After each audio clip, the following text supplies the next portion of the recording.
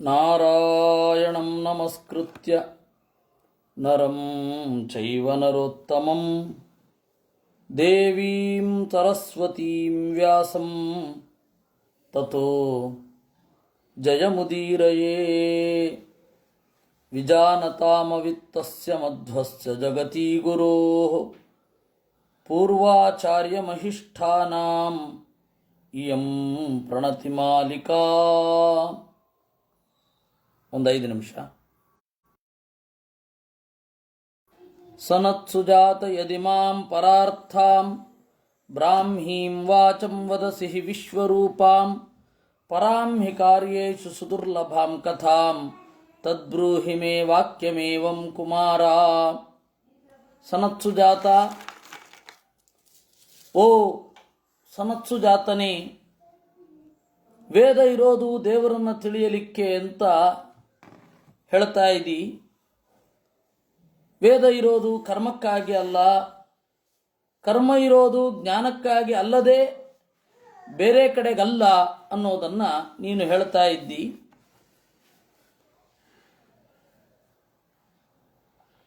ಆದರೆ ಇದು ಬೇರೆಯವರಲ್ಲಿ ನಾವು ಕಾಣೋದಿಲ್ಲ.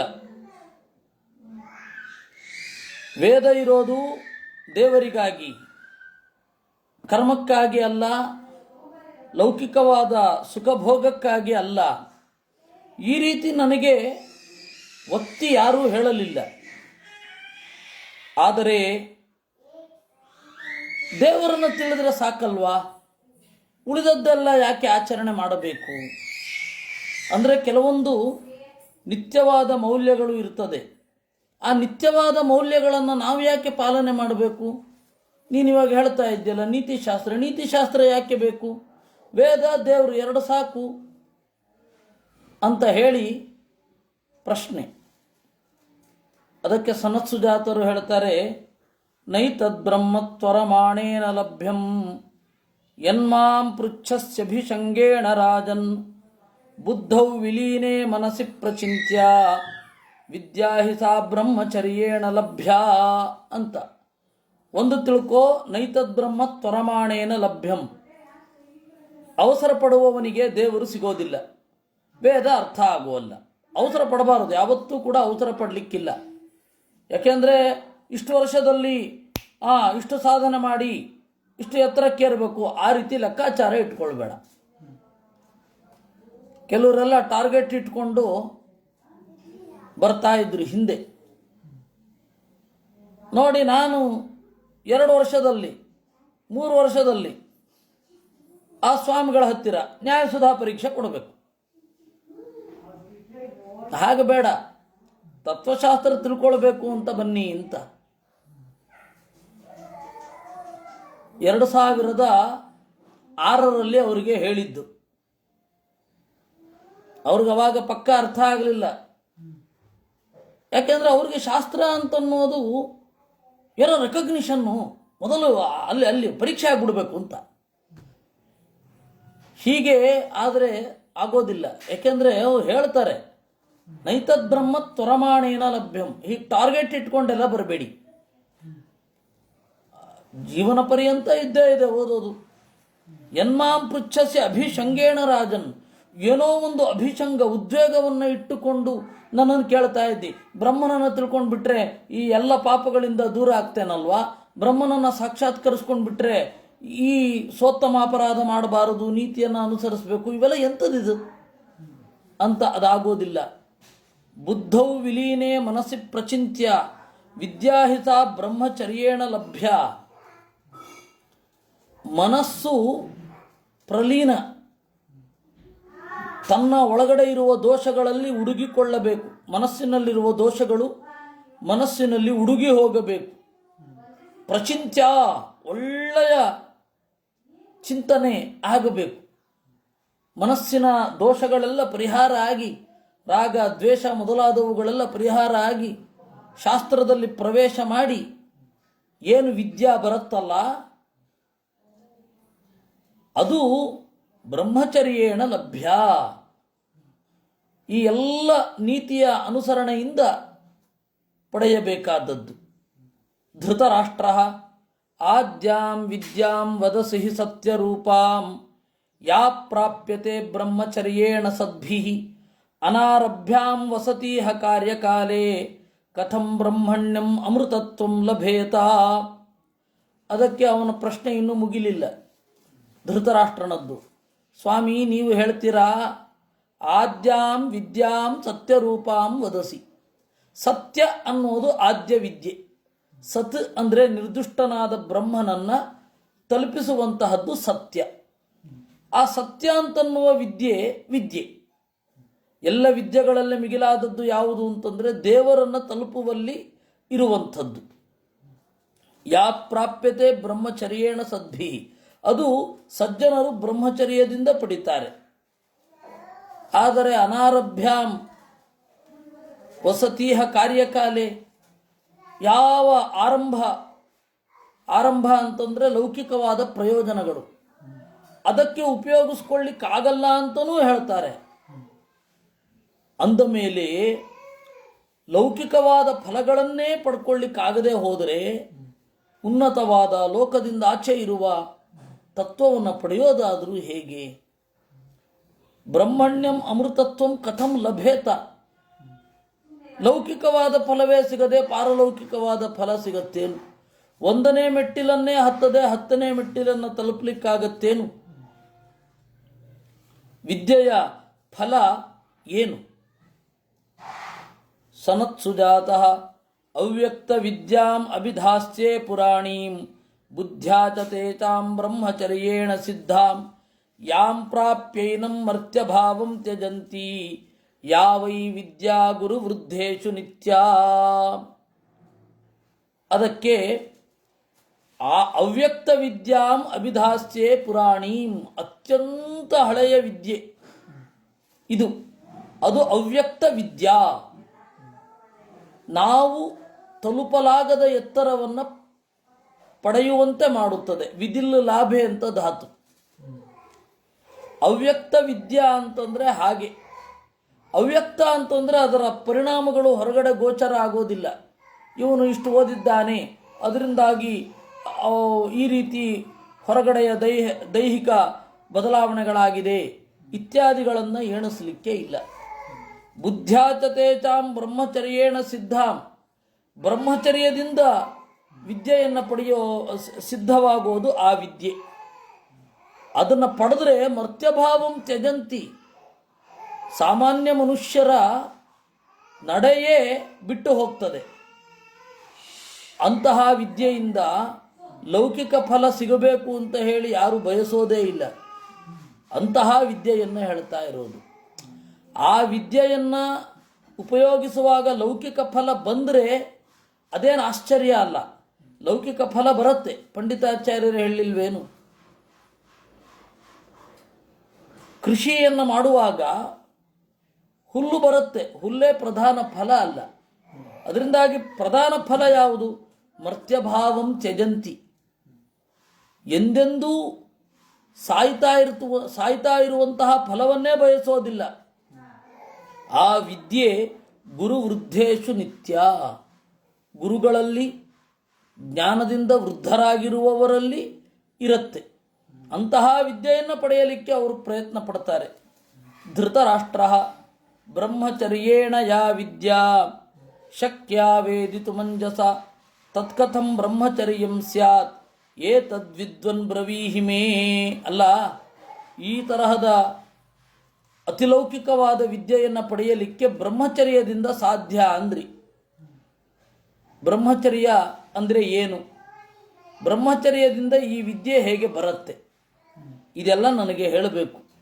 ಸನತ್ ಸುಜಾತಃ ಆಚಾರ್ಯ ಯೋನಿ ಮಹಯೇ ಪ್ರವಿಶ್ಯ ಭೂತ್ವಾ ಗರ್ಭಂ ಬ್ರಹ್ಮಚರ್ಯಂ ಚರಂತಿ ಯಹೈವತೆ ಶಾಸ್ತ್ರಕಾರಾ ಭವಂತಿ ವಿಹಾಯ ದೇಹಂ ಪರಮಂ ಯಾಂತಿ ಸತ್ಯಂ. ಆಚಾರ್ಯ ಯೋನಿಯನ್ನು ಪ್ರವೇಶ ಮಾಡಬೇಕು ಅಂದರು. ಆಚಾರ್ಯ ಯೋನಿ ಅಂದರೆ ಯಾವುದು? ಆಚಾರ್ಯ ಯೋನಿ ಅಂತಂದರೆ ವೇದ. ಯೋನಿ ಅಂತಂದರೆ ಜನ್ಮಸ್ಥಾನ. ಆಚಾರ್ಯ ಯೋನಿ ಅಂತಂದರೆ ಆಚಾರ್ಯರ ಜನ್ಮಸ್ಥಾನ. ಆಚಾರ್ಯ ಅಂತಂದರೆ ಆಚಿನೋಚಿತ ಶಾಸ್ತ್ರಾರ್ಥಾನ್ ಆಚಾರಾನ್ ಗ್ರಾಹಯತ್ಯುತ ಸ್ವಯಂ ಆಚರತೆ ಎಷ್ಟು ಸ ಆಚಾರ್ಯ ಪ್ರಕೀರ್ತಿತ ಅಂತ.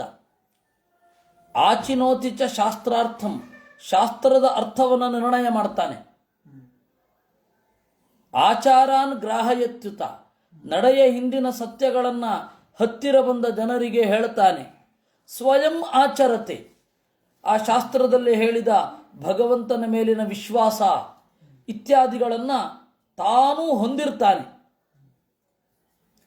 ಆಚಾರ ಅಂತಂದರೆ ಅದು ಸಾಫ್ಟ್, ಅದು ನಮ್ಮ ಕ್ರಿಯೆಗಳ ಹಿಂದೆ ಇರತಕ್ಕಂಥದ್ದೇ ವಿನಃ ಕ್ರಿಯೆಯೇ ಆಚಾರ ಅಲ್ಲ. ಕ್ರಿಯೆಯೇ ಆಚಾರ ಅಲ್ಲ, ಕ್ರಿಯೆಗಳ ಹಿಂದೆ ಇರೋದು ಆಚಾರ. ನೀವು ಉಪಕರ್ಮ ಮಾಡುವಾಗ ಒಂದು ಪ್ರಶ್ನೆ ಬಂತು, ಅಲ್ಲಿ ತಪ್ಪು ಪ್ರಿಂಟ್ ಆಗಿ ಗೃಹ ಸಿದ್ಧಮನ್ನಂ ಸಂಪ್ರೋಕ್ಷ್ಯ ಅಂತ ಇತ್ತು. ಮನೆಗಳಲ್ಲಿ ಸಿದ್ಧವಾದ ಅನ್ನವನ್ನು ಸಂಪ್ರೋಕ್ಷಣೆ ಮಾಡಿ ನಿವೇದನೆ ಮಾಡಬೇಕು ಅಂತ ಅದಿದೆ. ಅಂದರೆ ಅವಾಗ ಮನೆಗಳಿಂದ ಹೊರಗಡೆಯಿಂದ ಅನ್ನ ತರ್ತಾ ಇದ್ರು ಅಂತ ಅರ್ಥನಾ? ಅಲ್ಲ, ಗೃಹ್ಯ ಸಿದ್ಧಮನ್ನಂ ಪರಿತ್ಯಜ್ಯ ಅಂತ ಆಗಬೇಕು.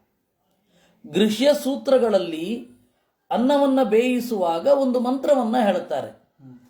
ಯಾಗದಲ್ಲಿ, ಯಜ್ಞದಲ್ಲಿ ಆ ಅನ್ನವನ್ನು ತಯಾರು ಮಾಡುವಾಗ ಹವಿಸ್ಸಿಗಾಗಿ ಆ ಮಂತ್ರವನ್ನು ಹೇಳಬೇಕು. ಅದು ಗೃಹ್ಯ ಸಿದ್ಧಮನ್ನಂ. ಅಂದರೆ ಆಚಾರ ಕಟ್ಟಿಗೆ ಒಲೆ ಮೇಲೆ ತಿನ್ನೋದಲ್ಲ. ಕಟ್ಟಿಗೆ ಒಲೆ ಮೇಲೆ ತಿನ್ನುವಾಗ ಅಗ್ನಿಯ ಅನುಸಂಧಾನ ಏನಿದೆ ಅದು ಆಚಾರ. ಯಾಕೆಂದರೆ ಅವಾಗ ಗ್ಯಾಸೇ ಇಲ್ಲದಿದ್ದ ಕಾಲಕ್ಕೆ ದುರ್ಯೋಧನಾದಿಗಳು ಏನು ಗ್ಯಾಸಲ್ಲೇನು ತಿನ್ನಲಿಲ್ವಲ್ಲ, ಕಟ್ಟಿಗೆ ಒಲೆ ಮೇಲೆ ತಿಂದಿದ್ದು, ಅದು ಬಿಟ್ಟು ಬೇರೆ ಏನಿರಲಿಲ್ಲ. ಅದರಿಂದಾಗಿ ಆಚಾರ ಅಂತ ಹೇಳಿದರೆ ಕ್ರಿಯೆಯ ಹಿಂದೆ ಇರುವಂತಹ ಭಾವ, ಅದು ಆಚಾರ. ಸೊ ಇದು ಯಾರಿಗಿದೆ ಅವನು ಆಚಾರ್ಯ. ಈ ಆಚಾರ್ಯರ ಯೋನಿ ಯಾವುದು ಅಂತಂದರೆ ವೇದವನ್ನು ಪ್ರವೇಶ ಮಾಡಿ ಗರ್ಭದ ಒಳಗಡೆ ಅವನಿರ್ತಾನೆ. ನಾವೆಲ್ಲರೂ ಇವತ್ತು ಗಾಯತ್ರಿಯ ಗರ್ಭದ ಒಳಗಡೆ ಇದ್ದೇವೆ, ವೇದಮಾತೆಯ ಗರ್ಭದ ಒಳಗಡೆ ಇದ್ದೇವೆ. ಉಪನಯನ ಅಂದ್ರೆ ಅದೇ. ಉಪನಯನ ಅಂದರೆ ಅದೇ ಅರ್ಥ. ಈ ತಾಯಿಯ ಗರ್ಭದಿಂದ ಹೊರಬಂದು ಈ ವೇದವೆಂಬ ತಾಯಿಯ ಗರ್ಭದ ಒಳಗಡೆ ಶಾಶ್ವತವಾಗಿ ನೆಲೆಗೊಳ್ಳೋದು. ಆಚಾರ್ಯ ಯೋನಿಯನ್ನು ಪ್ರವೇಶ ಮಾಡಿ ಗರ್ಭದ ಒಳಗಡೆ ಇದ್ದು ಬ್ರಹ್ಮಚರ್ಯ ವೇದಚರ್ಯೆಯನ್ನು ಸ್ವೀಕಾರ ಮಾಡ್ತಾನೆ. ಇಹೈವತೆ ಶಾಸ್ತ್ರಕಾರ ಭವಂತಿ, ಇದ್ರ ಒಳಗಡೆ ಸುತ್ತಾಡುತ್ತಲೇ ಶಾಸ್ತ್ರಕಾರನಾಗ್ತಾನೆ.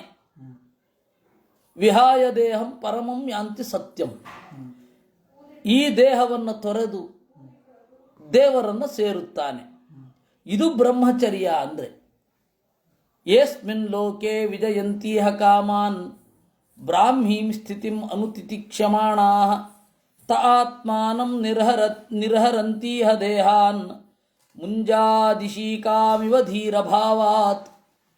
ಬ್ರಹ್ಮಚರ್ಯದ ಫಲ ಇನ್ನೂ ಇದೆ. ಈ ವೇದದ ಮತ್ತು ಬ್ರಹ್ಮಚರ್ಯದ ಫಲ ಈ ಲೋಕದಲ್ಲಿ ಕಾಮಗಳನ್ನು ವಿಜಯಂತಿ ಗೆಲ್ಲುತ್ತಾರೆ. ಕಾಮಗಳನ್ನು ಗೆಲ್ಲೋದು ಅಂದರೆ ಕಾಮದ ಇತಿಮಿತಿಗಳನ್ನು ಅರಿತವರು ಅಂತ. ಏಕೆಂದರೆ ಅರ್ಜುನನಿಗೂ ಬ್ರಹ್ಮಚರ್ಯ ಇತ್ತು ಅಂತ ಹೇಳ್ತಾರೆ. ಹೇಗೆ ಋತುಕಾಲದಲ್ಲಿ ಮಾತ್ರ ಸೇರಿದ್ರಿಂದ ಅಶ್ವತ್ಥಾಮಾಚಾರ್ಯಗಿರಲಿಲ್ಲ ಅಂತಲೂ ಹೇಳ್ತಾರೆ, ಇದೇ ಮಹಾಭಾರತದಲ್ಲಿ. ಅದರಿಂದಾಗಿ ಹೊರಗಡೆ ಕಾಣುವ ನಡೆ ಕ್ರಿಯೆ ಅನ್ನೋದು ಆಚಾರ ಅಲ್ಲ, ಅದ್ರ ಹಿಂದೆ ಇರತಕ್ಕಂತಹ ಭಾವ ಅನ್ನೋದು ಆಚಾರ.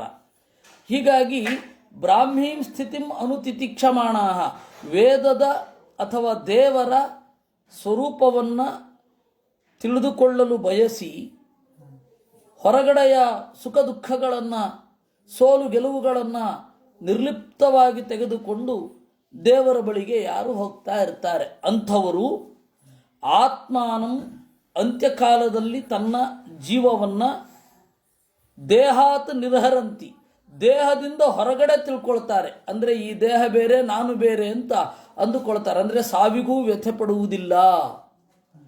ಹೇಗೆ ಮುಂಜಾತ್ ಇಶೀಕಾಂ ಇವ, ದರ್ಭೆಯನ್ನು ಸೀಳಿದ ಹಾಗೆ. ದರ್ಭೆಯನ್ನು ಸೀಳುವಾಗ ವ್ಯಥೆ ಆಗೋದಿಲ್ಲ. ಹಾಗೆ ತನ್ನನ್ನು ಈ ದೇಹದಿಂದ ಪ್ರತ್ಯೇಕ ಅಂತ ಅಂದುಕೊಳ್ತಾನವನು. ಧೀರಭಾವಾತ್, ಧೀಹಿ ಪ್ರಜ್ಞ, ಧೀರ ಪ್ರಜ್ಞೆಯಲ್ಲಿ ರಥ, ಧೀರ ಭಾವದಿಂದ ಅವನು ತನ್ನನ್ನು ಹೀಗೆ ಕಂಡುಕೊಳ್ತಾನೆ. ಶರೀರಮೇತೌ ಕುರುತಃ ಪಿತಾ ಮಾತಾ ಚ ಭಾರತ ಆಚಾರ್ಯ ತಸ್ತು ಯಜ್ಜನ್ಮ ತತ್ಸತ್ಯಂ ವೈ ತಥಾಮೃತಂ. ತಂದೆ ತಾಯಿಗಳು ಹೊರಗಡೆಯ ದೇಹವನ್ನು ಕೊಡ್ತಾರೆ. ಆಚಾರ್ಯನಿಂದ ಅರಿವಿನ ಹುಟ್ಟು, ಅದು ದೇವರನ್ನು ತಲುಪಲಿಕ್ಕೆ ಸಾಧನ, ಸತ್ಯ. ದೇವರನ್ನು ತಲುಪಿದ ಮೇಲೆ ಬರುವಂತಹ ಸ್ಥಿತಿ ಅಮೃತ, ಸಾವಿರೋದಿಲ್ಲ. ಯ ಆಗೃಣೋತಿ ಅವಿತಥೇನ ಕರಣವು ಅದುಃಖಂ ಕುರ್ವನ್ ಅಮೃತಂ ಸಂಪ್ರಯಚ್ಛನ್ ತಮ್ಮನ್ಯೇತ ಪಿತರಂ ಮಾತರಂಚ ತಸ್ಮೈ ನ ದೃಶ್ಯೇತ್ ಕೃತಮಸ್ಯ ಜಾನನ್. ಯಾರು ಸತ್ಯದಿಂದ ಕಿವಿಯನ್ನು ಮುಚ್ಚಿಕೊಳ್ಳುತ್ತಾನೆ ಅವನು ಒಳಗಡೆ ದುಃಖದಿಂದ ಪಾರಾಗುತ್ತಾನೆ. ಸತ್ಯವನ್ನ ಜೀವಿಸಬೇಕು, ಬದುಕಬೇಕು ಅನ್ನುವ ಕೀರ್ತಿಯಿಂದ ಯಾರು ಆ ಸತ್ಯಕ್ಕೆ ತೆರೆದುಕೊಳ್ಳೋದಿಲ್ಲ ಅವನಿಗೆ ಈ ಆನಂದ ಸಿಗೋದಿಲ್ಲ. ಅಯ್ಯೋ ಇದು ಸತ್ಯ ಇರಬಹುದು, ಆದರೆ ನಾವು ಎಲ್ಲ ಜನರು ಗೌರವಿಸಬೇಕಲ್ಲ, ಜನಪ್ರಿಯವಾದ ದಾರಿಯಲ್ಲಿ ನಡೆದು ಬಿಡೋಣ ಅಂತ ಯಾರು ಹೋಗ್ತಾರೆ ಅವರಿಗೆ ಸಿಗದೇ ಇರೋದು. ವಿತಥ ಅಂತಂದ್ರೆ ಸುಳ್ಳು, ಅವಿತಥ ಅಂತಂದ್ರೆ ಸತ್ಯ. ಸತ್ಯದಿಂದ ಕಿವಿಯನ್ನ ಯಾರು ಮುಚ್ಚಿಕೊಳ್ಳುತ್ತಾನೆ ಅವನು ತನ್ನನ್ನ ಅದುಃಖಂ ಕುರ್ವನ್, ಅವನು ದುಃಖಿಯಾಗಿರೋದಿಲ್ಲ. ಹೊರಗಡೆಯ ಏನೇ ಬದಲಾವಣೆ ಆದರೂ ಒಳಗಡೆಯಿಂದ ದುಃಖದಲ್ಲಿ ಇರೋದಿಲ್ಲ ಅವನು. ಅಮೃತಂ ಪ್ರಯಚ್ಛನ್, ಅವನು ಬೇರೊಬ್ಬರಿಗೆ ದೇವರನ್ನ ಕುರಿತು ಹೇಳಬಲ್ಲ. ಮನ್ಯೇತ, ಅವನನ್ನ ತಂದೆ ತಾಯಿ ಎಂದು ತಿಳಿಯಬೇಕು, ಅವನಿಗೆ ದ್ರೋಹ ಮಾಡಬಾರದು. ಇದ್ರ ಯಾರನ್ನ ಕುರಿತು ಗೊತ್ತಾ ಹೇಳ್ತಾ ಇರೋದು? ಮುಖ್ಯ ಪ್ರಾಣನನ್ನ ಕುರಿತು ಹೇಳ್ತಾ ಇರೋದು. ಅದಕ್ಕೆ ಪಂಡಿತಾಚಾರ್ಯರು ಈ ಮುಂದಿನ ಜನಾಂಗಗಳಿಗೆ ಸ್ತೋತ್ರ ಮಾಡಲಿಕ್ಕೆ ಬರೋಲ್ಲ ಅಂತ ಅವರು ಸ್ತೋತ್ರವನ್ನು ಹೇಳಿಕೊಟ್ಟಿದ್ದು.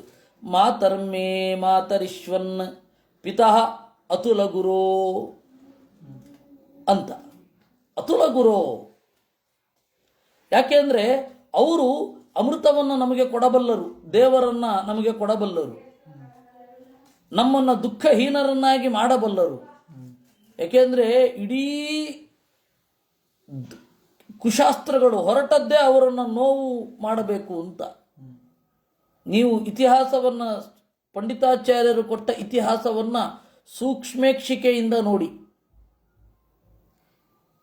ಅದರಲ್ಲಿ ಭೀಮಸೇನನಿಗೆ ದುಃಖ ಆಗುವಂತೆ ಹೇಗೆ ಮಾಡಬೇಕು, ದೇವರನ್ನ ನಿರ್ಗುಣ ಅನ್ಬೇಕು, ಜಗತ್ತನ್ನ ಮಿಥ್ಯ ಅನ್ಬೇಕು, ದೇವರನ್ನ ಅಲ್ಲಗೆಳೆದ ಹಾಗೆ ಆಗತ್ತೆ.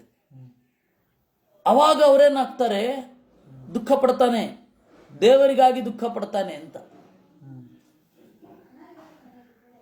ಭೂತ್ವಾ ಭೂಮೌ ಕುಶಾಸ್ತ್ರಂ ವ್ಯಧಿಶತ ಮಣಿಮತ್ ಪೂರ್ವಕಾ ಪಾತು ಸೋಸ್ಮಾನ್ ಅಂತ ಪ್ರಮೇಯ ನವಮಾಲಿಕ ಮೊದಲನೆಯ ಶ್ಲೋಕ.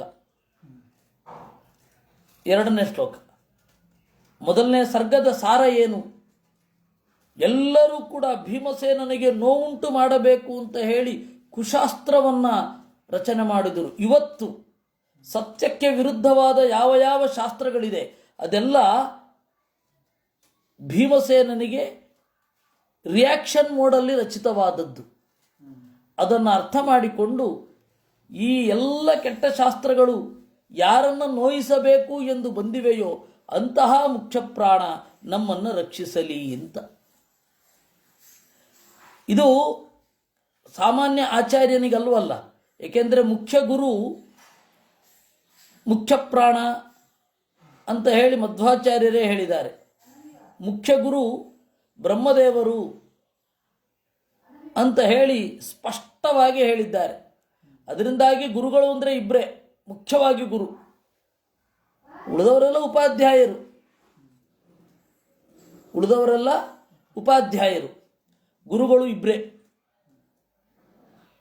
ಒಂದು ಬ್ರಹ್ಮದೇವರು, ಇನ್ನೊಂದು ಮುಖ್ಯ ಪ್ರಾಣ.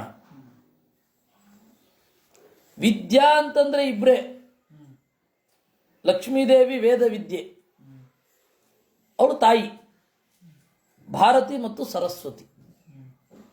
ಮನಸ್ಸು ಅಂತಂದರೆ ಇವರೇ, ಮಾತು ಅಂತ ಹೇಳಿದ್ರೆ ಪಾರ್ವತಿ, ಮನಸ್ಸು ಅಂತಂದರೆ ಸದಾಶಿವ. ಹೀಗೆ ಚಿಂತನೆ ಮಾಡಬೇಕು ಅಂತ ತಂತ್ರಸಾರದಲ್ಲಿ ಆಚಾರ್ಯರು ಹೇಳಿದ್ದಾರೆ. ಹೀಗಾಗಿ ಇಲ್ಲಿ ಹೇಳ್ತಾ ಇರುವ ಮುಖ್ಯ ಗುರು ಬ್ರಹ್ಮದೇವರು, ತಪ್ಪಿದರೆ ಮುಖ್ಯ ಪ್ರಾಣ.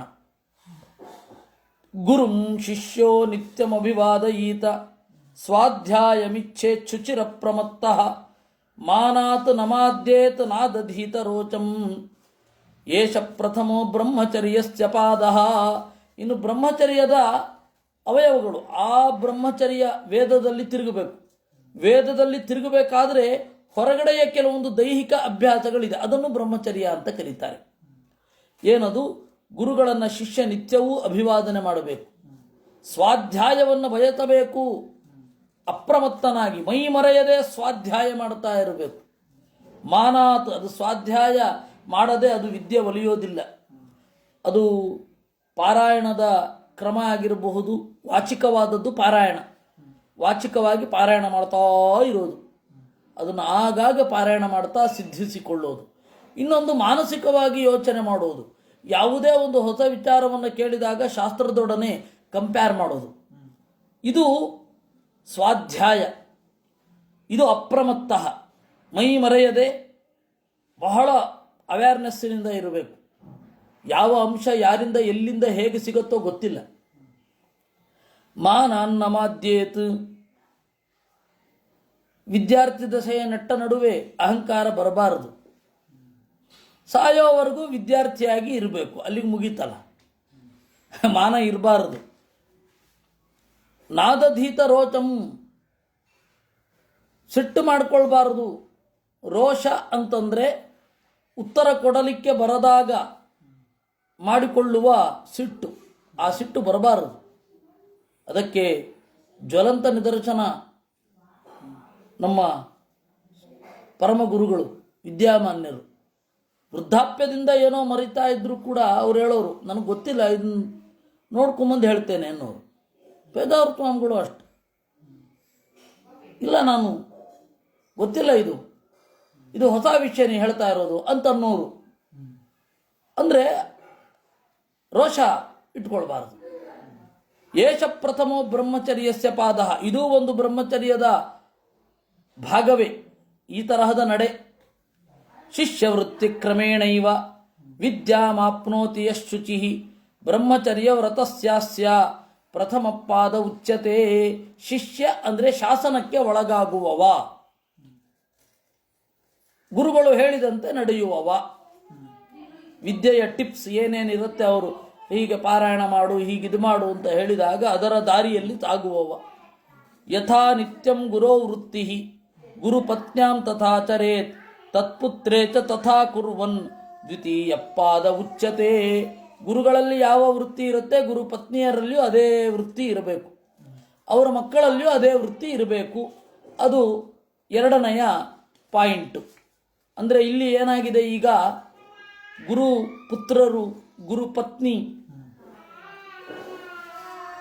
ಇವಾಗ ಗುರುಪತ್ನಿಯಲ್ಲಿ ಇರಬೇಕು ಯೋಗ್ಯವಾದದ್ದನ್ನು ಹೇಳುವಾಗ, ಇನ್ನು ಗುರುಪುತ್ರರಲ್ಲಿ ಅವರು ಯೋಗ್ಯರಾಗಿದ್ದರೆ ಹಾಗೆ ಅನುಸರಿಸಬೇಕು ಅಂತ ಉಂಟು. ಗುರುಪುತ್ರರಲ್ಲಿ ಗುರುಗಳ ಪ್ರತಿನಿಧಿ ಅಂತ ಅಷ್ಟೇ. ಗುರುಗಳ ಪುತ್ರ ಅಯೋಗ್ಯನಾಗಿದ್ದರೆ ಅವನನ್ನು ಅನುಸರಿಸುವ ಅಗತ್ಯ ಇಲ್ಲ. ಒಂದು ಕಾಲದಲ್ಲಿ ಗುರುಗಳ ಪುತ್ರ ಯೋಗ್ಯನಾಗಿಯೇ ಇರ್ತಿದ್ದ, ಆಗ ಬಂದ ರೂಲ್ ಇದು. ಒಂದು ಕಾಲದಲ್ಲಿ ಮನೆಯಲ್ಲಿ ಹುಡುಗರನ್ನು ಇಟ್ಟುಕೊಂಡು ಅಥವಾ ಆಶ್ರಮದಲ್ಲಿ ಹುಡುಗರನ್ನು ಇಟ್ಟುಕೊಂಡು ಅವರು ಗುರು ಶುಶ್ರೂಷೆ ಮಾಡ್ತಾರೆ. ಶುಶ್ರೂಷೆ ಅಂದರೆ ಶ್ರೋತುಮಿಚ್ಛ, ಕೇಳುವ ಬಯಕೆ. ಕೇಳುವ ಬಯಕೆಯಿಂದ ಅವ್ರಿಗೆ ಅನುಕೂಲ ಮಾಡಿಕೊಡೋದು. ಅಂದರೆ ಶುಶ್ರೂಷೆ ಇಸ್ ಈಕ್ವಲ್ ಟು ಸೇವೆ ಅಂತ ಅನ್ನೋದು ಅರ್ಥ, ನೇರವಾದ ಅರ್ಥ ಅಲ್ಲ. ಈ ಹಿನ್ನೆಲೆಯಿಂದ ಶುಶ್ರೂಷೆ ಅಂತನ್ನೋದು ಕೇಳುವ ಬಯಕೆಯಿಂದ ಇದ್ದಾಗಿರ್ತಿತ್ತು. ಗುರುಗಳ ಮಗ ಅವನು ಬೆಳೆದು ಅವನು ಯೋಗ್ಯನಾಗಿರ್ತಿದ್ದಿದ್ರೆ ಗುರುಗಳ ಪ್ರತಿನಿಧಿ ಅಂತ ಗೌರವ. ಅವನು ಅಯೋಗ್ಯ ಆಗಿದ್ದರೆ ಗೌರವ ಕೊಡೋ ಅಗತ್ಯ ಇಲ್ಲ. ಅಂದ ಗುಣಗಳನ್ನು ಇಟ್ಟುಕೊಂಡೇ ಇಲ್ಲಿ ಹೇಳೋದು. ನಾನು ನ್ಯಾಯ ವಿವರಣದ ಒಂದು ಚಿಂತನೆ ಮಾಡುವಾಗ ಎಲ್ಲರಿಗೂ ಹೇಳಿರ್ತಿದ್ದೆ. 3ನೇ ಅಧ್ಯಾಯದಲ್ಲಿ ಹೇಳ್ತಾರೆ, ಗುರುಗಳು ಶಾಪ ಕೊಟ್ಟರೂ ಕೂಡ ಮೋಕ್ಷ ಪ್ರತಿಬಂಧಕ ಏನಾಗುವಲ್ಲ. ಅಂದರೆ ಗುರುಗಳು ಎಷ್ಟು ಉದಾರರಾಗಿರಬೇಕು ಅಂದರೆ, ನನಗಿಂತ ಒಳ್ಳೆಯ ಅಂಶ ಯಾರಾದರೂ ಹೇಳೋರಿದ್ರೆ ಅಲ್ಲಿಗೆ ಹೋಗಿ ಅಂತ ಹೇಳಬೇಕಂತೆ, ತಡಿಬಾರದು. ಶಿಷ್ಯರು ಕೂಡ ಈ ಗುರುಗಳಿಗಿಂತ ಹೆಚ್ಚಿನ ಜ್ಞಾನ ಸಿಗೋದಾದರೆ ನಿರ್ದಾಕ್ಷಿಣ್ಯವಾಗಿ ಇವರನ್ನು ಬಿಡಬಹುದು ಅಂತ ಹೇಳ್ತಾರೆ. ಅದರಿಂದ ಈ ಸನತ್ಸುಜಾತರ ಮಾತನ್ನ ಗುಣಗಳಿದ್ರೆ ಅಂತ ಅರ್ಥ ಮಾಡ್ಕೊಳ್ಬೇಕು. ಸನತ್ಸುಜಾತರು ಯಾಕದನ್ನು ಹೇಳಿಲ್ಲ ಅಂದ್ರೆ ಅವ್ರ ಕಾಲದಲ್ಲೆಲ್ಲ ಗುಣಿಗಳಾಗಿಯೇ ಇರ್ತಿದ್ರು.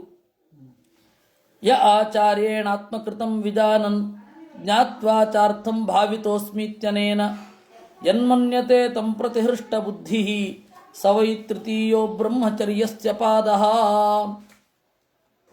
ಇನ್ನು ಗುರುಗಳು ಕೊಟ್ಟ ಅರಿವನ್ನು ನಾನು ಉಳಿಸಿಕೊಳ್ಳಬೇಕು ಅನ್ನುವ ಬಯಕೆಯಿಂದ ಅದರ ರಕ್ಷಣೆ ಏನಿದೆ ಅದು ಬ್ರಹ್ಮಚರ್ಯದ ಪಾದ, ಇನ್ನೊಂದು ಪಾದ.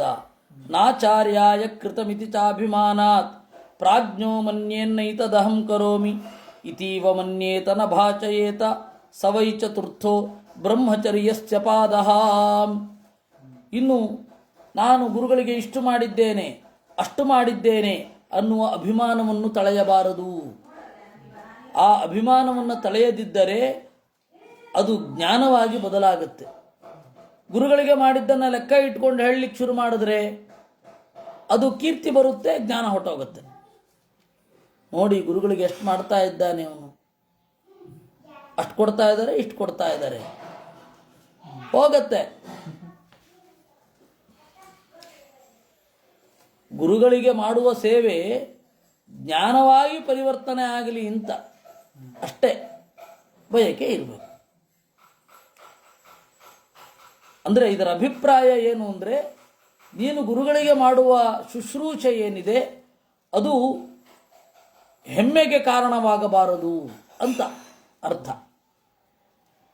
ನಾಚಾರ್ಯಾಯ ಕೃತಮಿತಿ ಚಾಭಿಮಾನಾತ್ ಆಚಾರ್ಯಾಯ ಪ್ರಿಯಂ ಕುರ್ಯಾತ್ ಪ್ರಾಣೈರಪಿ ಧನೈರಪಿ ಕರ್ಮಣ ಮನಸಾ ವಾಚ ಚತುರ್ಥ ಪಾದ ಉಚ್ಯತೆ. ಎಲ್ಲ ರೀತಿಯಿಂದ ಆಚಾರ್ಯರಿಗೆ ಪ್ರಿಯವಾದದ್ದನ್ನು ಮಾಡಬೇಕು. ಕರ್ಮದಿಂದ, ಮನಸ್ಸಿನಿಂದ, ಮಾತಿನಿಂದ ತಮ್ಮನ್ನು ಒಪ್ಪಿಸಿಕೊಳ್ಳಬೇಕು, ಹಣ ಮೊದಲಾದವುಗಳಿಂದಲೂ ಕೂಡ. ಪ್ರಾಣೈರಪಿ ಧನೈರಪಿ, ಇದು 4ನೆಯ ಪಾದ. ವಿದ್ಯೆ ಸಿದ್ಧಿಯಾಗಲಿಕ್ಕೆ ಇವುಗಳೆಲ್ಲ, ಅಂದರೆ ಇದರೆಲ್ಲದರ ಹಿಂದೆ ಇರೋದು ಆತ್ಮನಿವೇದನೆ, ತನ್ನನ್ನು ಕೊಟ್ಟುಕೊಳ್ಳುವುದು ಅಂತ. ಕಾಲೇನ ಪಾದಂ ಲಭತೆ ತಥಾಯಂ ತಥೈವ ಪಾದಂ ಗುರುಯೋಗತಶ್ಚ ಉತ್ಸಾಹ ಯೋಗೇನ ಚ ಪಾದಮೃಚ್ಛೇತ್ ಶಾಸ್ತ್ರೇಣ ಪಾಜಂತ ತತೋಭಿಯಾತಿ. ಕಾಲೇನ ಪಾದಂ ಲಭತೆ, ಮೊದಲು ಕಲಿಯುವಾಗ ಕಾಲು ಭಾಗ ವಿದ್ಯೆ ಇರುತ್ತೆ. ತಥೈವ ಪಾದಂ ಗುರುಯೋಗತಶ್ಚ, ಗುರುಗಳ ನಿರಂತರವಾದ ಸಂಪರ್ಕದಿಂದ ಇನ್ನದು ಬೇರೆ ಬೇರೆ ಆಯಾಮಗಳು ಗೊತ್ತಾಗುತ್ತೆ. ಒಂದು ಪೂರ ಗೊತ್ತಾದ ಮೇಲೇನೆ ನಾನು ಇನ್ನೊಂದು ವಿಚಾರಕ್ಕೆ ಹೋಗ್ತೇನೆ ಅಂತ ಇರಬಾರದು. ಇದು ಪರ್ಫೆಕ್ಟ್ ಆಗಬೇಕ್ರಿ, ಇದು ಅಲ್ಲದೆ ನಾನು ಮುಂದೆ ಹೋಗಲ್ಲ ಅಂತ ಹಾಗೇನಿರೋ ಅಗತ್ಯ ಇಲ್ಲ. ಏನಂದರೆ ಸಾಧಾರಣವಾಗಿ ಅರ್ಥ ಆಗಿದ್ದು ಸಾಕು, ಇದರ ಬೇರೆ ಆಯಾಮ ಮತ್ತೆ ಅರ್ಥ ಆಗಲಿ ಅಂತ.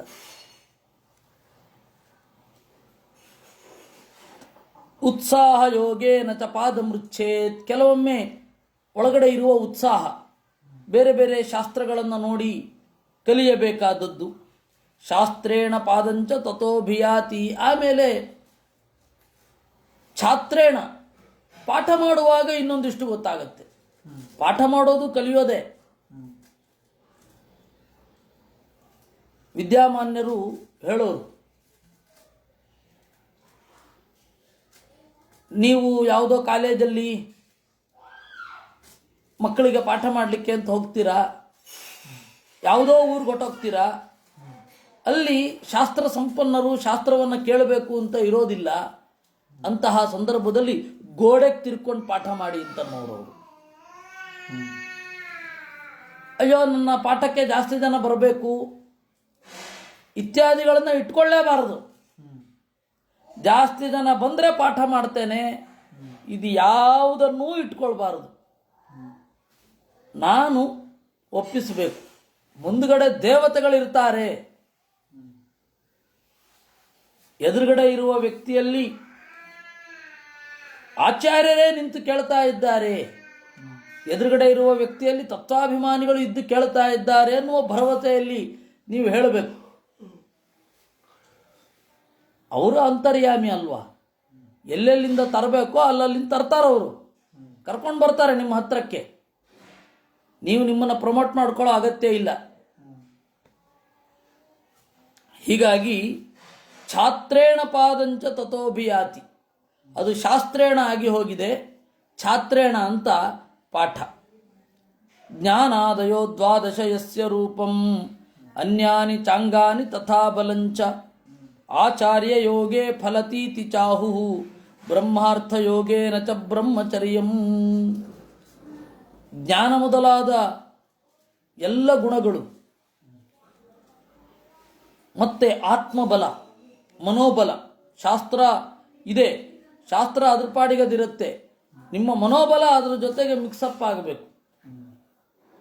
ಹಾಗೆ ಮಿಕ್ಸ್ ಆದರೆ ಆಚಾರ್ಯ ಯೋಗೇ ಫಲತಿ, ಗುರುಗಳ ಜೊತೆಗೆ ಇದ್ದರೆ ಅದು ಫಲಿಸುತ್ತೆ. ಬ್ರಹ್ಮಾರ್ಥ ಯೋಗೇನ, ಬ್ರಹ್ಮವೆಂಬ ಪ್ರಯೋಜನ ಸಿಕ್ಕಿದಾಗ ಅದು ಬ್ರಹ್ಮಚರ್ಯ ಆಗತ್ತೆ. ಇದಕ್ಕನುಗುಣವಾಗಿ ವಿದ್ಯಾರ್ಥಿ ದೆಸೆಯಲ್ಲಿ ಅದೆಲ್ಲ ಹೊರಗಡೆಯ ಆಚಾರ. ಏನು ವಿದ್ಯಾರ್ಥಿ ದೆಸೆಯಲ್ಲಿ ಚೆನ್ನಾಗಿ ಸ್ನಾನ ಮಾಡಬಾರದು, ಚೆನ್ನಾಗಿ ಹಲ್ಲುಜ್ಕೊಳ್ಬಾರದು. ಹಲ್ಲುಜ್ಕೊಳ್ಳೋದು ಅಂದರೆ ಸುವಾಸಿತವಾಗಬಾರದು. ನಿಮ್ಮ ಮೈ ಪರಿಮಳವನ್ನು ಹೊರಡಿಸಬಾರದು, ಹುಡುಗಿಯರು ಆಕೃಷ್ಟರಾಗ್ತಾರೆ ಅಂತ. ಆ ತರಹ ಇರಬೇಕು. ಆಮೇಲೆ ಸ್ನಾತಕ ಅಂತ, ಅವಾಗ ಹಿಂದೆ ಎಲ್ಲ, ಈಗ ಇಲ್ಲ ಬಿಡಿ. ಅದರಿಂದಾಗಿ ಆ ಹೊರಗಡೆಯ ಆಚಾರಗಳೆಲ್ಲ ಯಾಕೆ ಬಂತು ಅಂದರೆ ಇದನ್ನು,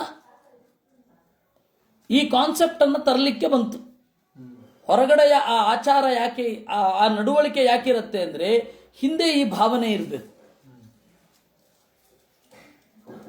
ಏವಂ ಪ್ರವೃತ್ತೋ ಯದುಪಾಲಭೇತ ವೈ ಧನಂ ಹ್ಯಾಚಾರ್ಯಾಯ ತದನು ಪ್ರಯಚ್ಛೇತ್ ಸತಾಂ ವೃತ್ತಿಂ ಬಹುಗುಣಾಮೇವ ಮೇತಿ ಗುರೋ ಪುತ್ರೇ ಭವತಿ ಚ ವೃತ್ತಿರೇಚ. ಈ ರೀತಿಯಾಗಿ ಆಚಾರ್ಯರ ಹಿನ್ನೆಲೆಯಲ್ಲಿ ನಾವು ಚಿಂತನೆ ಮಾಡಲಿಕ್ಕೆ ಶುರು ಮಾಡಬೇಕು. ನಮ್ಮ ಗುರುಗಳಿಗೆ ಸಲ್ಲಿಸುವ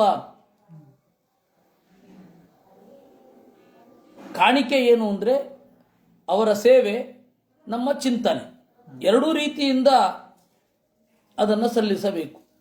ಏವಂ ವಸನ್ ಸರ್ವತೋ ವರ್ಧತೆ ಚ ಬಹೂನ್ ಪುತ್ರಾನ್ ಲಭತೆ ಚ ಪ್ರತಿಷ್ಠಾಂ ವರ್ಷಂತಿ ಚಾಸ್ಮೈ ಪ್ರದಿಶೋ ದಿಶಶ್ಚ ವಸತ್ಯಸ್ಮಿನ್ ಬ್ರಹ್ಮಚರ್ಯೇ ಜನಾಶ್ಚ.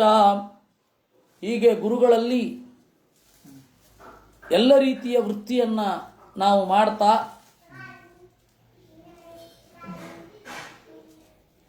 ವಾಸ ಮಾಡ್ತಾ ಇದ್ರೆ ಸರ್ವತೋ ವರ್ಧತೆ, ಎಲ್ಲ ರೀತಿಯಿಂದ ಬೆಳಿತಾನೆ. ಬಹೂನ್ ಪುತ್ರಾನ್ ಲಭತೆ ಚ ಪ್ರತಿಷ್ಠಾಂ, ಒಳ್ಳೆ ಮಕ್ಕಳನ್ನು ಪಡಿತಾನೆ. ಅಯ್ಯೋ ರಾಮ, ಒಬ್ಬ ಓದಿ ಸನ್ಯಾಸಿ ಆದರೆ ಅವನಿಗೆ ಹೆಂಗೆ ಒಳ್ಳೆ ಮಕ್ಕಳಾಗತ್ತೆ? ಮಕ್ಕಳು ಅಂತಂದರೆ ಒಳ್ಳೆ ಶಿಷ್ಯ ಬರ್ತಾನೆ ಅಂತ ಅರ್ಥ. ಒಳ್ಳೆ ಶಿಷ್ಯರು ಬರ್ತಾರೆ, ಅವನ ಮಾತನ್ನು ಕೇಳುವಂಥ ಶಿಷ್ಯ ಸಮೃದ್ಧಿ ಎಲ್ಲ ಕಡೆ ಇರುತ್ತೆ. ಹೀಗೆ ಗುರುವೃತ್ತಿ ಇದ್ದರೆ, ಶಾಸ್ತ್ರದಲ್ಲಿ ನಿಷ್ಠೆ ಇತ್ತು ಅಂತಂದರೆ ಶಿಷ್ಯರು ಬರ್ತಾರೆ, ಅನೇಕ ಜನ ಬರ್ತಾರೆ. ವರ್ಷಂತಿ ಚಾಸ್ಮೈ ಪ್ರದಿಚೋದಿಶಶ್ಚ, ಅವನು ಎಲ್ಲಿಗೆ ಹೋದರೂ ಕೂಡ ಸಮೃದ್ಧಿ ಇರುತ್ತೆ. ಏತೇನ ಬ್ರಹ್ಮಚರ್ಯೇಣ ದೇವಾದೇವತ್ವಮಾಪ್ನುವನ್ ಋಷಯಶ್ಚ ಮಹಾಭಾಗ ಬ್ರಹ್ಮಚರ್ಯೇಣ ಚಾಭವನ್.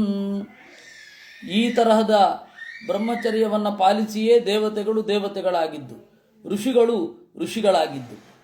ಏತೇನೈವ ತಗಂಧರ್ವ ರೂಪಮಪ್ಸರಸೋ ಜಯನ್ ಏತೇನ ಬ್ರಹ್ಮಚರ್ಯೇಣ ಸೂರ್ಯ ಅನ್ನಾಯ ಜಾಯತೆ. ಗಂಧರ್ವರು ಈ ಬ್ರಹ್ಮಚರ್ಯದಿಂದಲೇ ಈ ತರಹದ ಸೌಲಭ್ಯ ಭೋಗಗಳನ್ನು ಪಡೆದದ್ದು. ನಿಮಗೊಂದು ಆಶ್ಚರ್ಯ ಆಗತ್ತೆ. ಅಪ್ಸರಸಃ ಏತೇನೈವ ರೂಪಂ ಅಜಯನ್. ಅಪ್ಸರೆಯರು ಕೂಡ ಈ ಬ್ರಹ್ಮಚರ್ಯದಿಂದಲೇ ರೂಪವನ್ನು ಪಡೆದರು. ಅಪ್ಸರೆಯರಿಗೂ ಇದಕ್ಕೂ ಏನಪ್ಪ ಸಂಬಂಧ ನೋಡಿ. ಅಪ್ಸರೆಯರನ್ನ ಸರ್ವೇಶ್ಯರು ಅಂತ ಹೇಳ್ತಾರೆ, ಸತ್ಯ. ಆದರೆ ಮನುಷ್ಯರ ತರಹ ಅಂತ ಎಣಿಸ್ಕೋಬೇಡಿ. ಅಪ್ಸರೆಯರು ಅಂದರೆ ನೀರಿನಿಂದೆದ್ದು ಬಂದವರು ಅಂತ. ಅವರ ದೇಹ ಯಾವ ಪರಿ ಇರುತ್ತೆ ಅಂತಂದರೆ ಅವರಿಗೆ ಏನು ಮಾಡಿದ್ರೂ ಯಾವ ಪಾಪಗಳು, ಯಾವ ಅನಾರೋಗ್ಯ ಇತ್ಯಾದಿಗಳು ತಾಗೋದಿಲ್ಲ. ಅದಕ್ಕೆ ಅವ್ರಿಗೆ ಅದನ್ನು ಮಾಡಲಿಕ್ಕೆ ದೇವರ ಅನುಮತಿ ಇದೆ, ಮಾಡ್ತಾರೆ. ಹಾಗಂತ ಅವರು ಭಗವದ್ಭಕ್ತರಲ್ಲ ಅಂತಲ್ಲ, ಅವರು ಭಗವದ್ಭಕ್ತರೇ, ಅವರು ತತ್ವವನ್ನು ತಿಳಿದವರೇ. ಅದಕ್ಕೆ ಭಾಷ್ಯದಲ್ಲಿ ಮಧ್ವಾಚಾರ್ಯರು ತೆಗೆದುಕೊಂಡರು. ವೇದಾಧಿಕಾರಿಗಳು, ವೇದ ಪ್ರತಿಪಾದ್ಯರು, ಹಾಗೆ ಹೆಣ್ಣು ಮಕ್ಕಳು ಇದ್ದಾರೆ. ಯಥಾ ಊರ್ವಶಿ ಯಮೀಚೈವ ಶಚ್ಯಾದ್ಯಾಶ್ಚ ತಥಾಪ್ಸರಾಹ. ಶಚಿ ಮೊದಲಾದವರು, ಶಚ್ಯಾದ್ಯಾಶ್ಚ ತಥಾ ಸ್ತ್ರೀಯ, ಶಚಿ ಮೊದಲಾದವರು. ವೇದಾಧಿಕಾರ ಇದೆಯಾ ಅಂದರೆ ಇದೆ. ಯಾವಾಗ ಇದೆ? ಎಲ್ಲ ಜವಾಬ್ದಾರಿ ಮುಗಿಸಿದ ಮೇಲಿದೆ. ಏಕೆಂದರೆ ಹೆಣ್ಣು ಯಾವುದನ್ನೇ ಆಗಲಿ ತೀವ್ರವಾಗಿ ಹಚ್ಚಿಕೊಳ್ತಾಳೆ. ಅವಳು ಅಧ್ಯಯನದಲ್ಲಿ ಗಾಢವಾಗಿ ಆಸಕ್ತಳಾದರೆ ಮಕ್ಕಳ ಗತಿ ಏನು? ಅವಳು ಆ ಮಾತೃ ಸಂವೇದನೆಯನ್ನು ಕಳ್ಕೊಳ್ಬಾರದು. ಆಮೇಲೆ ಮಕ್ಕಳು ಶಾಸ್ತ್ರವನ್ನು ಬೈಕೊಂಡು ಓಡಾಡ್ತಾರೆ. ಅದರಿಂದಾಗಿ ಮಕ್ಕಳು ದೊಡ್ಡವರಾದ ಮೇಲೆ ಅವಳು ಈ ಶಾಸ್ತ್ರದಲ್ಲಿ ನಿರಂತರವಾಗಿ ತೊಡಗಿರಬಹುದು. ಇದು ಒಂದು ಕಾರಣಕ್ಕಷ್ಟೇ. ಇಲ್ಲ ಅವಳ ದಾರಿ ನಿಶ್ಚಯ ಆಗಿತ್ತು ಅಂದರೆ ಬ್ರಹ್ಮವಾದಿನಿಯಾಗಿ ಮುಂದುವರಿಬಹುದು. ಯಾಜ್ಞವಲ್ಕ್ಯಸ್ಯ ದ್ವೇ ಭಾರ್ಯೇ ಬಭೂವತು ಕಾತ್ಯಾಯನೀ ಚ ಮೈತ್ರೇಯೀ ಚ. ಗಾರ್ಗಿ ಮತ್ತೆ ಮೈತ್ರೇಯಿ ಇಬ್ಬರಿದ್ರು. ಅಲ್ಲಿ ಸಂಪರ್ಕ ಇಲ್ಲ ಗಂಡನ ಜೊತೆಗೆ, ಕೇವಲ ವಿದ್ಯೆಗಾಗಿ ದಾಂಪತ್ಯ, ಬ್ರಾಹ್ಮ ದಾಂಪತ್ಯ ಅಂತ ಕರೀತಾರೆ. 8 ದಾಂಪತ್ಯದಲ್ಲಿ ಅದೊಂದುಂಟು. ಬ್ರಾಹ್ಮ, ಆರ್ಷ, ಹಾಗೆ. ಅದರಿಂದಾಗಿ ಅಪ್ಸರೆಯರೇ ಮೊದಲಾದವರಿಗೂ ಕೂಡ ವೇದದಲ್ಲಿ ಅಧಿಕಾರ ಇದೆ. ಅಪ್ಸರೆಯರು ಈ ತರಹದ ಬ್ರಹ್ಮಚರ್ಯದಿಂದಲೇ ಈ ರೂಪವನ್ನು ಪಡೆದರು. ನಮಗೆ ಶಾಕ್. ನಮಗೆ ಋಷಿಗಳನ್ನು ಕೆಡಿಸಲಿಕ್ಕೆ ತುದಿಗಾಲಲ್ಲಿ ನಿಂತಿರ್ತಾರೆ ಅಪ್ಸರೆಯರು ಅಂತ ಅಂದ್ಕೊಂಡಿರ್ತೀವಿ. ಆದರೆ ಹೀಗೂ ಒಂದು ಉಂಟು. ಆಕಾಂಕ್ಷಾರ್ಥ ಸಮಾಯೋಗಾತ್ ರಸಭೇದೋರ್ಥಿನಾಮಿಹ ಯೇ ಸರ್ವಮೇ ತತ್ಸಮಾಜ್ಞಾಯ ತಾದೃಗ್ಭಾವಂ ಗತಾಸ್ತ್ವಿಮೇ. ಏನನ್ನ ಬಯಸಬೇಕು ಅನ್ನುವುದು ದೇವರ ಅಣತಿ ಇರುತ್ತೆ. ಆಕಾಂಕ್ಷಾರ್ಥ ಸಮಾಯೋಗಾತ್, ಬಯಸಬೇಕಾದ ವಸ್ತುವಿನ ಜೋಡಣೆಯೆಂದೇ ಅರ್ಥಿನಾಂ ರಸಭೇದ.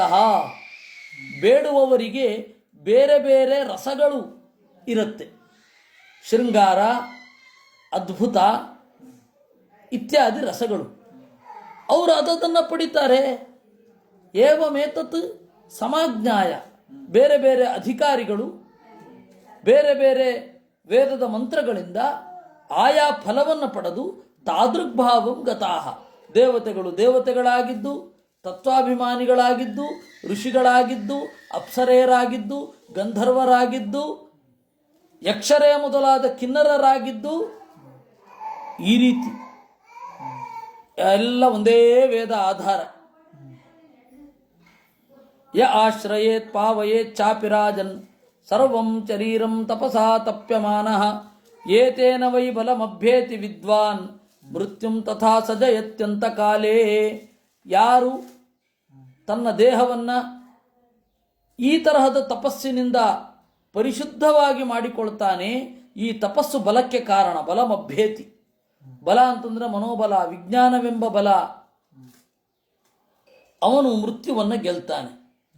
ಅಂತವತ ಕ್ಷತ್ರಿಯ ತೇ ಜಯಂತಿ ಲೋಕಾಂಜನ ಕರ್ಮಣ ನಿರ್ಮಲೇನ ಜ್ಞಾನೇನ ವಿದ್ವಾಂಸ್ತೇಜ ಅಭ್ಯೇತಿ ನಿತ್ಯಂ ನ ವಿದ್ಯತೆ ಶನ್ಯಥಾ ತಸ್ಯ ಪಂಥಾಃ. ಕೆಲವರು ಹೊರಗಡೆಯ ಒಳ್ಳೆಯ ಕೆಲಸಗಳನ್ನು ಮಾಡಿದವರು ಅಂತವತಃ ಲೋಕಾನ್ ಜಯಂತಿ, ಸ್ವರ್ಗ ಮೊದಲಾದವುಗಳನ್ನು ಪಡಿತಾರೆ, ಅದಕ್ಕೊಂದು ಕೊನೆ ಇದೆ. ಆದರೆ ಜ್ಞಾನವನ್ನು ಪಡೆಯಲಿಕ್ಕೆ ಹೊರಟ್ರೆ ನಿತ್ಯವಾದ ಲೋಕವೂ ಸಿಗತ್ತೆ, ಅನಿತ್ಯವಾದ ಲೋಕವೂ ಸಿಗತ್ತೆ. ದಾರಿಯಲ್ಲಿ ಅನಿತ್ಯವಾದ ಲೋಕವೂ ಸಿಗತ್ತೆ, ನಿತ್ಯವಾದ ಲೋಕವೂ ಸಿಗತ್ತೆ. ಧೃತರಾಷ್ಟ್ರ ಈ ರೀತಿ ಹೇಳಿದಾಗ ಧೃತರಾಷ್ಟ್ರ ಕೇಳಿದ.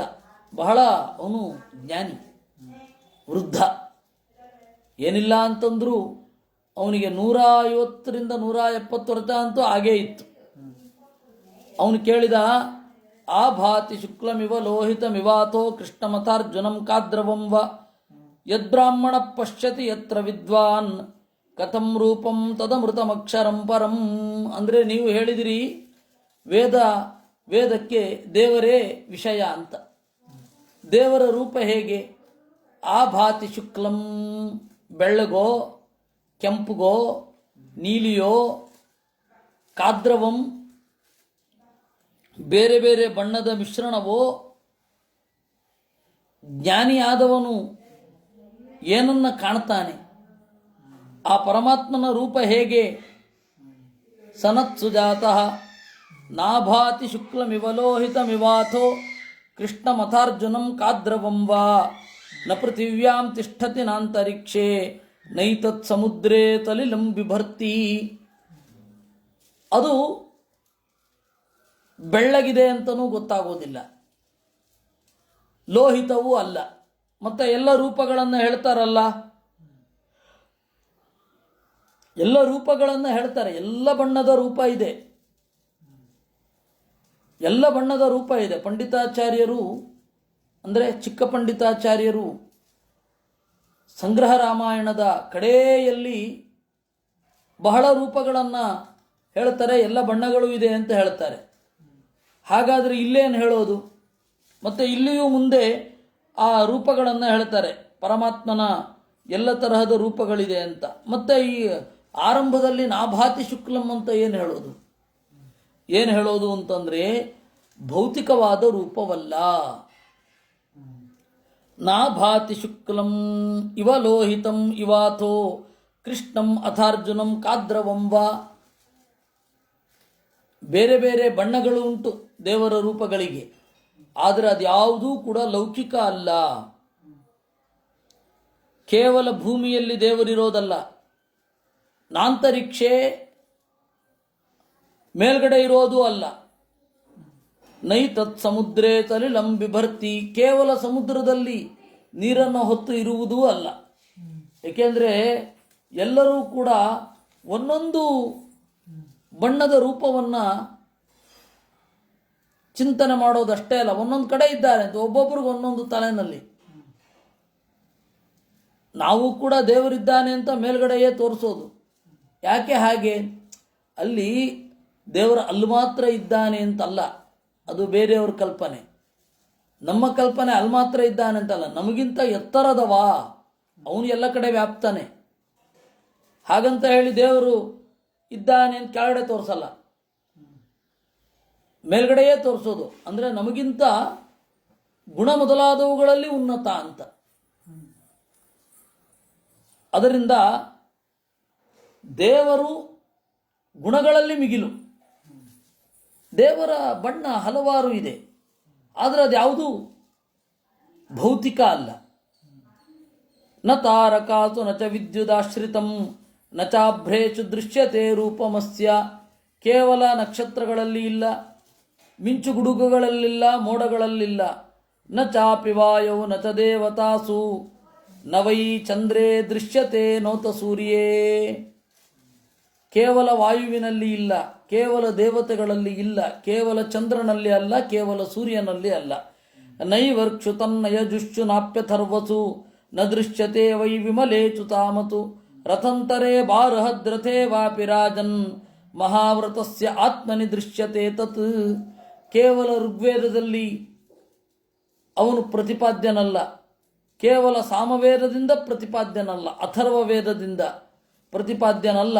ರಥಂತರ ಸಾಮ, ಬೃಹದ್ರಥ ಸಾಮ ಮೊದಲಾದವುಗಳಲ್ಲಿ ಮಾತ್ರ ಅವನ ಬಗ್ಗೆ ಹೇಳಲಿಲ್ಲ. ಮಹಾವ್ರತದ ಆತ್ಮ, ಮಹಾವ್ರತದ ಜೀವಾಳ, ಆರಣ್ಯಕಾದಿಗಳು ಅಲ್ಲಿಯೂ ಇಲ್ಲ. ಅಪಾರಣೀಯಂ ತಮತಃ ಪರಸ್ತಾತ್ ತದಂತತೋಭ್ಯೇತಿ ವಿನಾಚಕಾಲೆ ಅಣೀಯ ರೂಪಂಚ ತಥಾಪ್ಯಣೀಯತಾಂ ಮಹತ್ಸ್ವರೂಪಂ ತ್ವಪಿ ಪರ್ವತೆಭ್ಯ. ತಮಃ, ತಮಸ್ಸು ಅಂದರೆ ಪ್ರಕೃತಿ, ಈ ಪ್ರಕೃತಿಯಿಂದ ಆಚೆ ಇರುವಂಥದ್ದು. ಆ ತಮಸ್ಸನ್ನು ಕೊನೆಗಾಣಿಸುವಂಥದ್ದು. ಅಣೀಯ ರೂಪಂಚ ತಥಾಪ್ಯಣೀಯ ಸಾಂ, ಸೂಕ್ಷ್ಮವಾದಕ್ಕಿಂತಲೂ ಕೂಡ ಸೂಕ್ಷ್ಮ, ಮಹತ್ತಿಗಿಂತಲೂ ಮಹತ್. ಸಾ ಪ್ರತಿಷ್ಠಾ ತದಮೃತಂ ಲೋಕಸ್ತದ್ಬ್ರಹ್ಮ ತದ್ಯಚಃ ಭೂತಾನಿ ಜಗ್ನಿರೇ ತಸ್ಮಾತ್ ಪ್ರಳಯಂ ಯಾಂತಿ ತತ್ರ ಚ. ಸಾ ಪ್ರತಿಷ್ಠಾ, ಅದು ಎಲ್ಲರ ಆಸರೆ, ಅದಕ್ಕೆ ಸಾವಿಲ್ಲ. ಈ ಲೋಕ ಬೆಳಕು, ಲೋಕ ಅಂದರೆ ಬೆಳಕು, ಬೆಳಕು ಬೀಳುವ ಜಾಗ, ಆದ್ದರಿಂದ ಇದನ್ನು ಲೋಕ ಅಂತ ಕರೆಯೋದು. ಅದೇ ಬೆಳಕು, ಆ ತತ್ವವನ್ನೇ ಬ್ರಹ್ಮ ಅಂತ ಕರೀತಾರೆ.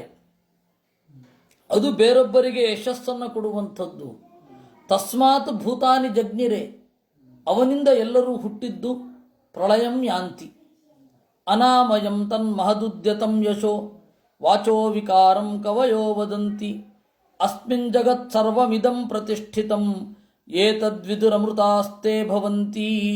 ಅನಾಮಯಂ, ದೋಷಗಳಿರದ, ಉದ್ಯತಂ, ಯಾವಾಗಲೂ ಕ್ರಿಯಾಶೀಲವಾಗಿರುವ, ಯಶಃ, ಎಲ್ಲರಲ್ಲಿಯೂ ತಲುಪಿರುವ ಕೀರ್ತಿ ಇರುವ, ಹಿರಿದಾದ ಅದು. ವಾಚೋ ವಿಕಾರಂ, ಮಾತಿಗೆ ವಿಷಯ ಎಂದು ಕವಿಗಳು ಹೇಳುತ್ತಾರೆ. ವೇದಕ್ಕೆ ವಿಷಯ ಯಾವುದು ಅಂದ್ರೆ ಅದೇ. ಅಸ್ಮಿನ್ ಜಗತ್ ಸರ್ವಮಿದಂ ಪ್ರತಿಷ್ಠಿತಂ, ಜಗತ್ತಿನಲ್ಲೆಲ್ಲ ಇರುವ ಅದನ್ನು ಯಾರು ತಿಳಿಯುತ್ತಾರೆ, ತೇ ಅಮೃತಾಃ ಭವಂತಿ, ಅವರು ಮುಕ್ತರಾಗುತ್ತಾರೆ. ತದೇ ತದನ್ನ ಸಂಸ್ಥಿತಂ ಭಾತಿ ಸರ್ವಂ ತದಾತ್ಮವಿತ್ ಪಶ್ಯತಿ ಜ್ಞಾನಯೋಗಾತ್ ತಸ್ಮಿನ್ ಜಗತ್ ಸರ್ವಮಿದಂ ಪ್ರತಿಷ್ಠಿತಂ ಏತದ್ವಿದುರಮೃತಾಸ್ತೆ ಭವಂತಿ. ಈ ರೀತಿಯಾಗಿ ಬೆಳಕಿಗೆ ಮೂಲವಾಗಿ ಎಲ್ಲ ರೀತಿಯಲ್ಲಿಯೂ ಇರುವ ತತ್ವವನ್ನು ಜ್ಞಾನಪೂರ್ವಕವಾದ ಧ್ಯಾನದಿಂದ ತಿಳಿಯುತ್ತಾರೆ. ಅವನಲ್ಲಿ ಈ ಜಗತ್ತು ನೆಲೆಗೊಂಡಿದೆ. ಯಾರು ಇದನ್ನು ತಿಳಿತಾರೆ ಅವರು ಮುಕ್ತರಾಗುತ್ತಾರೆ ಅನ್ನುವಲ್ಲಿಗೆ 43ನೇ ಅಧ್ಯಾಯ ಕೊನೆಗೊಂಡಿದೆ. ಸನತ್ಸು ಜಾತಃ ಶೋಕಕ್ರೋಧಶ್ಚ ಕಾಮಶ್ಚ ಲೋಭೋ ಮಾನಪರಾತುತ ಈರ್ಷ್ಯಾ ಮೋಹೋ ವಿವಿತ್ಸಾ ಚ ಕೃಪಾಸೂಯ ಜುಗುಪ್ಸತ ದ್ವಾದಶೈತೆ ಮಹಾದೋಷಾಃ ಮನುಷ್ಯ ಪ್ರಾಣನಾಚನಾಃ ಏಕೈಕಮೇತೆ ರಾಜೇಂದ್ರ ಮನುಷ್ಯಾನ್ ಪರ್ಯುಪಾತತೆ. ದೇವರ ಬಗ್ಗೆ ಕೇಳಿದೆ ನೀನು, ಆದರೂ ನೀತಿಯನ್ನು ಯಾಕೆ ಅನುಸರಿಸಬೇಕು ಅಂತ ನಿನ್ನ ತಲೆಯಲ್ಲಿ ಇದೆ. ಅದರಿಂದ ನಾನು ಈ ವಿಚಾರವನ್ನು ಹೇಳಲೇಬೇಕಿದೆ. ವೇದದಿಂದ ದೇವರನ್ನು ತಿಳಿದ್ರೆ ಸಾಕು, ನೀತಿ ಯಾಕೆ ಬೇಕು? ಅದು ಇನ್ನೂ ಅವನ ಮನಸ್ಸಿನಲ್ಲಿ ಇದ್ದೇ ಇದೆ. ನೋಡಿ, ಇದಕ್ಕೆ ಕಾರಣವನ್ನು ಆಚಾರ್ಯರು ತಾತ್ಪರ್ಯ ನಿರ್ಣಯದಲ್ಲಿ ಹೇಳಿದ್ದಾರೆ. ಯಾವಾಗ ಧೃತರಾಷ್ಟ್ರ ಗಾಂಧಾರಿಯನ್ನು ಮದುವೆಯಾಗಿ ಮಕ್ಕಳನ್ನು ಪಡೆಯಲಿಕ್ಕೆ ಹೋದನೋ, ಆವಾಗ ಒಂದು ಅಂಶದಿಂದ ದುರ್ಯೋಧನ ಧೃತರಾಷ್ಟ್ರನನ್ನು ಪ್ರವೇಶ ಮಾಡಿದಂತೆ. ಒಂದು ರೂಪದಿಂದ ಅಲ್ಲೇ ಸ್ಥಿರವಾಗಿದ್ದು ಬಿಟ್ಟ. ಸಾಮಾನ್ಯವಾಗಿ ಜೀವ ತಂದೆಯ ದೇಹವನ್ನು ಪ್ರವೇಶ ಮಾಡಿ ತಾಯಿಯ ದೇಹಕ್ಕೆ ಪಾಸಾಗ್ಬಿಡ್ತಾನೆ. ಅಲ್ಲಿಂದ ಆ ದೇಹದಲ್ಲಿ ಮಗುವಾಗಿ ಬರ್ತಾನೆ. ಇನ್ನು ಕೆಲವರೆಲ್ಲ ಇರ್ತಾರೆ, ದೇವತೆಗಳು ತಾವೇ ತಮ್ಮನ್ನು ಹುಟ್ಟಿಸಿಕೊಳ್ತಾರೆ. ಅದು ಬಹಳ ವಿಚಿತ್ರ. ಅದೇ ಹನುಮಂತ ಮೊದಲಾದವರು, ಇಂದ್ರ ಅರ್ಜುನನನ್ನು ಹುಟ್ಟಿಸಿದ, ಇಬ್ಬರು ಒಬ್ಬರೇ. ಇನ್ನು ಕೆಲವರು ಇರ್ತಾರೆ ದೈತ್ಯರು, ಅವ್ರದ್ದೊಂದು ವಿಚಿತ್ರ. ಏನು, ಒಂದು ಅಂಶ ಅವರಲ್ಲಿ ಇದ್ದೇ ಇರುತ್ತೆ. ಆ ತರಹ ಆಯಿತು ದುರ್ಯೋಧನನಿಗೆ.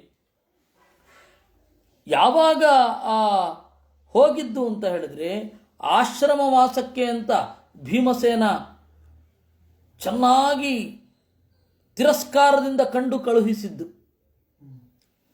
ಭೀಮಸೇನ ತಿರಸ್ಕಾರದಿಂದ ಕಾಣದಿರುತ್ತಿದ್ದರೆ ಧೃತರಾಷ್ಟ್ರ ಜಪ್ಪಯ್ಯ ಅಂದರೂ ಪಾಂಡವರ ಮನೆ ಬಿಡ್ತಾ ಇರಲಿಲ್ಲ. ಧೃತರಾಷ್ಟ್ರನ ಮೇಲಿನ ನಿರ್ವ್ಯಾಜವಾದ ಪ್ರೀತಿ, ಒಬ್ಬರ ಮೇಲೆ ಪ್ರೀತಿ ಇದ್ದರೆ ಅವರು ನಮ್ಮ ಮೇಲೇ ಡಿಪೆಂಡ್ ಆಗಬೇಕು ಅಂತ ಬಯಸೋದಲ್ಲ, ಅವರು ಸ್ವತಂತ್ರವಾಗಿ ಕಲಿಯಲಿ ಅಂತ ಇದ್ದರೆ ನಿಜವಾದ ಪ್ರೀತಿ. 10 ವರ್ಷ ಆದರೂ 12 ವರ್ಷ ಆದರೂ ಎತ್ಕೊಂಡೇ ಇದ್ರೆ ಮಗುವನ್ನ ತಾಯಿ ಪ್ರೀತಿ ಅಂತಾರ. ಮಗುವಿಗೆ ನಡಿಲಿಕ್ಕೆ ಕಲಿಸ್ಬೇಕು, ಓಡ್ಲಿಕ್ಕೆ ಕಲಿಸ್ಬೇಕು, ಅದು ಪ್ರೀತಿ. ಸ್ವಂತ ಬದುಕೋದು ಕಲಿಸ್ಬೇಕು, ಅದು ಪ್ರೀತಿ ಅಲ್ವಾ? ಧೃತರಾಷ್ಟ್ರನ ಮೇಲೆ ಭೀಮಸೇನ ತೋರಿಸಿದ್ದು ಆ ತರಹದ ಪ್ರೀತಿ, ಮುಂದಿನ ಸಾಧನೆ ಮಾಡಿಕೊಳ್ಳಲಿ ಅಂತ. ಅದಕ್ಕೆ ಅವನು ಏನು ಮಾಡ್ತಾ ಇದ್ದ ಅಂತ ಹೇಳ್ತಾರೆ. ನಕುಲ ಸಹದೇವರ ಮಧ್ಯೆ ತೋಳು ತಟ್ಕೊಳ್ತಾ ತಾವಿಮೌಮೇ ಭುಜೌ ಪೀನೌ ಇಮೌ ಚಂದನ ರೂಷಿತೌ ಯಯೋರಂತರ ಮಾಸಾಧ್ಯ ಜರಢಸ್ಯ ಸುತಾಹತಾಹ.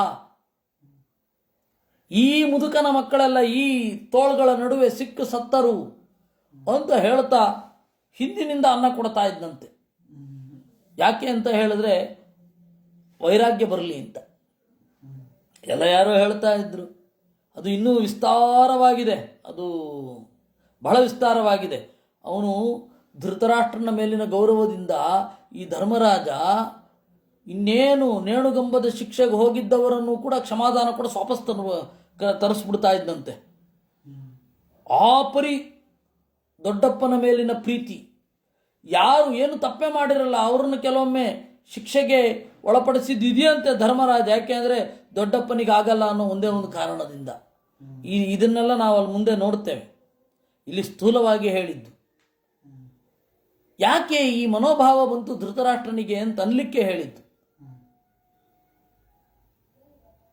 ಆಶ್ರಮವಾಸಕ್ಕೆ ಹೋಗುವ ತನಕ ದುರ್ಯೋಧನ ಬಿಟ್ಟೇ ಹೋಗಿರಲಿಲ್ಲ. ಅದಕ್ಕೆ ಆಚಾರ್ಯರು ಹೇಳಿದ್ರು ತದಂತರ ತತಸ್ಥಸ್ಯ ಪಾಪಯುಕ್ತಂ ಮನೋಭವತ್ ಅಂತ. ದುರ್ಯೋಧನ ಹುಟ್ಟುವ 2 ವರ್ಷ ಮೊದಲು, ಯಾಕೆಂದರೆ 2 ವರ್ಷ ಮೊದಲು ಅಂತ ಯಾಕೆ ಹೇಳಬೇಕು ಅಂತಂದರೆ 2 ವರ್ಷ ಗರ್ಭದಲ್ಲಿದ್ದರು ದುರ್ಯೋಧನಾದಿಗಳೆಲ್ಲ. ನೋಡಿ, ಗರ್ಭ ಧರಿಸಿದ್ದು ಮೊದಲು ಗಾಂಧಾರಿ, ಎಂತೆಂಥ ಸಂಕೀರ್ಣತೆಗಳಿರುತ್ತೆ ಅಂತ. ಹೆತ್ತಿದ್ದು ಮೊದಲು ಕುಂತಿ, ಅದು ಪ್ರಾಬ್ಲಮ್. ಗರ್ಭ ಧರಿಸಿದ್ದವಳು ದೊಡ್ಡವಳು, ಮೊದಲು ಹೆತ್ತಿದ್ದು ಚಿಕ್ಕವಳು. ಯಾರು ದೊಡ್ಡವರು? ಇರಲಿ, ಅಲ್ಲಿಂದ ಬರೋಣ. ಅಲ್ಲಿಂದ ಶುರು ಮಾಡಿ ಆಶ್ರಮಕ್ಕೆ ಹೋಗುವ ತನಕ ದುರ್ಯೋಧನ ಒಂದು ಅಂಶದಿಂದ ಧೃತರಾಷ್ಟ್ರನಲ್ಲಿಯೇ ಇದ್ದ. ಅದಕ್ಕೆ ಆಚಾರ್ಯ ಹೇಳಿದ್ರು ತದಂತರ ತತಸ್ಥಸ್ಯ ಪಾಪಯುಕ್ತಂ ಮನೋಭವತ್ ಅಂತ. ಗಂಭೀರವಾದ ಅಂಶ. ಅದರಿಂದಾಗಿ ಅವನಿಗೆ ನೀತಿ ಯಾಕೆ ಬೇಕು ಅಂತಾನೆ ಅನ್ನಿಸ್ತಾ ಇದ್ದದ್ದು. ವೇದವ್ಯಾಸರು ಆದಿಪರ್ವದಲ್ಲಿಯೂ ಹೇಳಿದ್ದಾರೆ, ಅಂತಃಶೀತೋ ಬಹಿಶ್ಚೋಷ್ಣೋ ಗ್ರೀಷ್ಮೆ ಗಾಧ ಹೃದೋ ಯಥ ಅಂತ. ಧೃತರಾಷ್ಟ್ರನನ್ನು ವರ್ಣನೆ ಮಾಡಬೇಕಾದ್ರೆ ಬೇಸಿಗೆಯ ಬಿಸಿಲಿಗೆ ಸರ್ಫೇಸ್ ಆಫ್ ವಾಟರ್, ಕೊಳದಲ್ಲಿ ಅದು ಬಿಸಿಯಾದಂತೆ ಇರುತ್ತೆ, ಒಳಗಡೆ ಹೇಳಿದರೆ ತಣ್ಣಗೆ ಇರುತ್ತೆ. ಹಾಗೆ ಧೃತರಾಷ್ಟ್ರ ತನ್ನನ್ನು ತಾನು ಮುಚ್ಚಿಕೊಳ್ಳೋ ರೀತಿ ಅದು ಅಂತ. ಹೊರಗಡೆಯಿಂದ ಪಾಂಡವರ ಬಗ್ಗೆ ಪ್ರೀತಿ, ಒಳಗಡೆಯಿಂದ ಇಲ್ಲ. ವೇದವ್ಯಾಸರು ಮಾತ್ರ ಆ ತರಹದ ರೂಪಕವನ್ನು ಕೊಡ್ತಾರೆ. ಅಂತಃಶೀತ ಬಹಿಶ್ಚೋಷ್ಣ ಗ್ರೀಷ್ಮೆ ಗಾಧ ಹೃದೋ ಯಥ.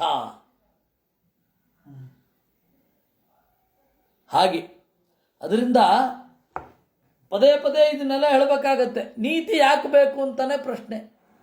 ವಿದುರ ನೀತಿ ಕೇಳಿದ ಮೇಲೂ ಜ್ಞಾನದಿಂದ ಪರಿಹಾರ ಮಾಡ್ಕೊಳ್ಳಿಕ್ಕಾಗಲ್ವ ಈ ದೋಷವನ್ನು?